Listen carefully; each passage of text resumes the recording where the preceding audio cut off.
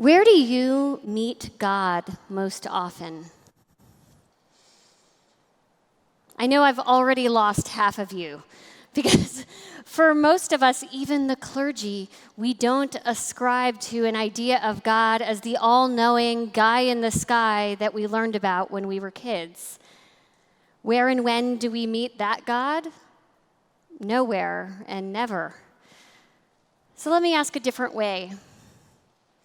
Where and when have you felt a sense of deep connection to something larger than yourself, to the source of the universe and life and love?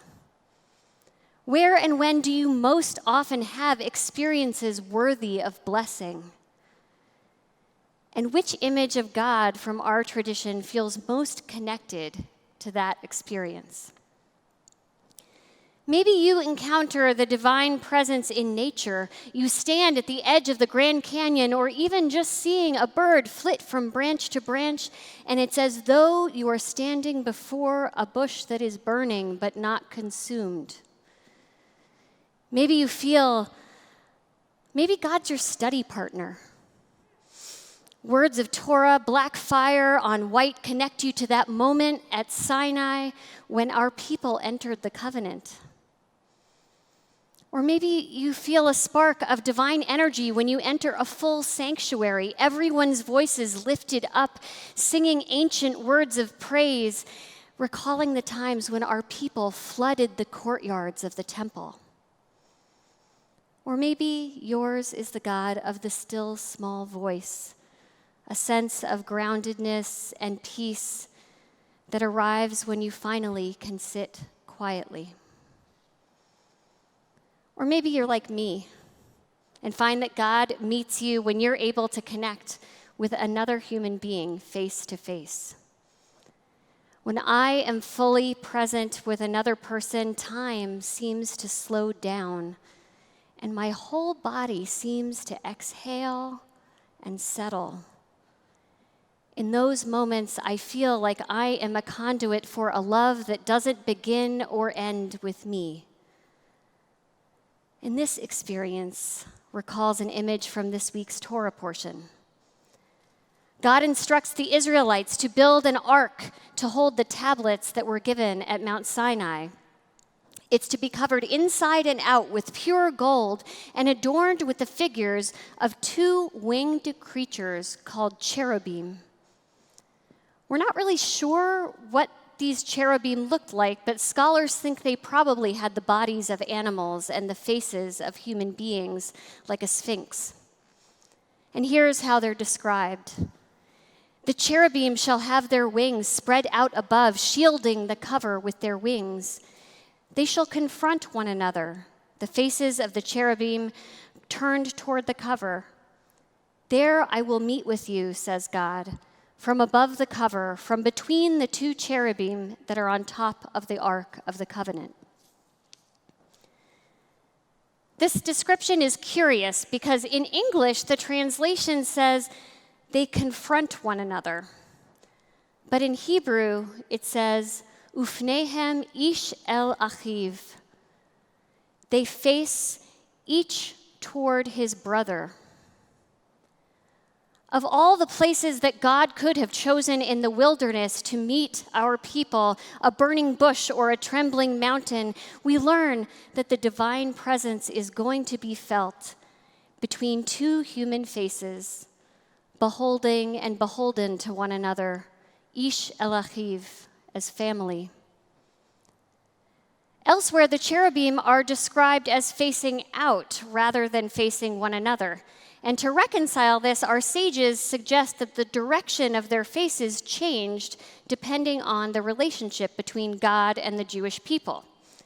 When the Jewish people were doing the will of God, the cherubim would face in, and when they were not, they would look away.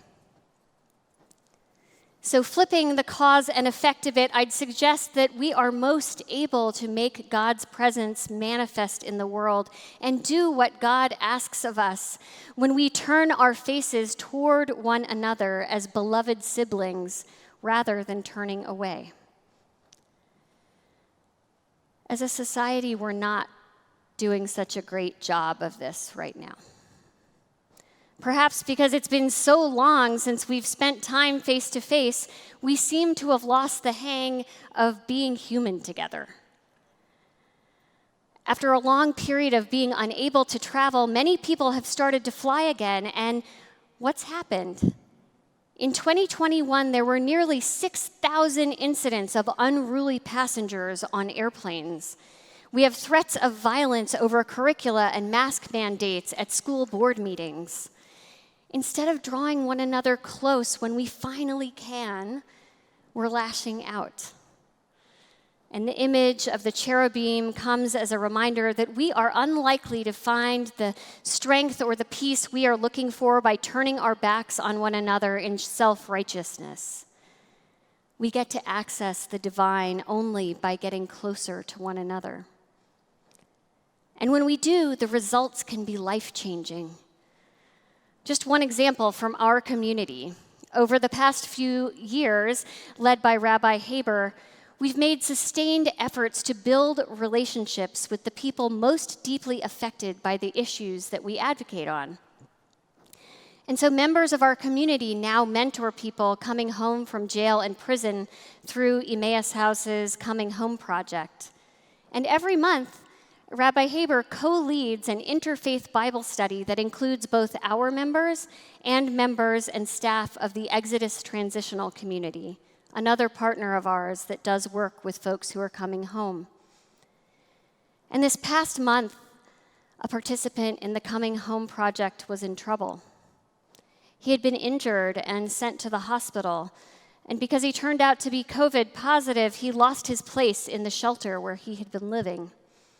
Emmaus House had been able to get him a couple of days of temporary housing, but those were running out, and he was about to be turned out onto the street. A central member who had gotten to know him well through the Coming Home program heard about this and reached out to Rabbi Haber.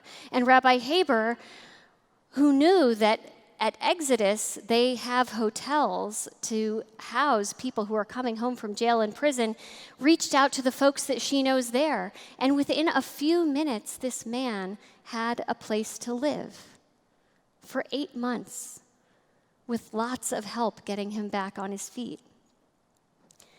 As Rabbi Haber said at that time, it felt like a miracle.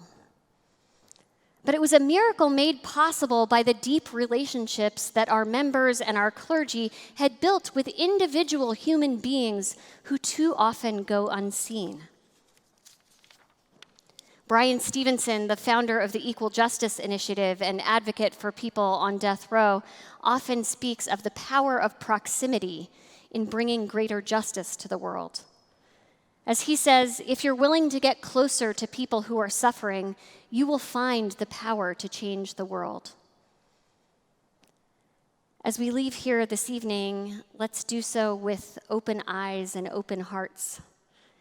Let's keep an eye out for the divine presence that we might meet at the top of a mountain or in the wisdom of our tradition, who we might find in the commotion of shul or the silence of our hearts.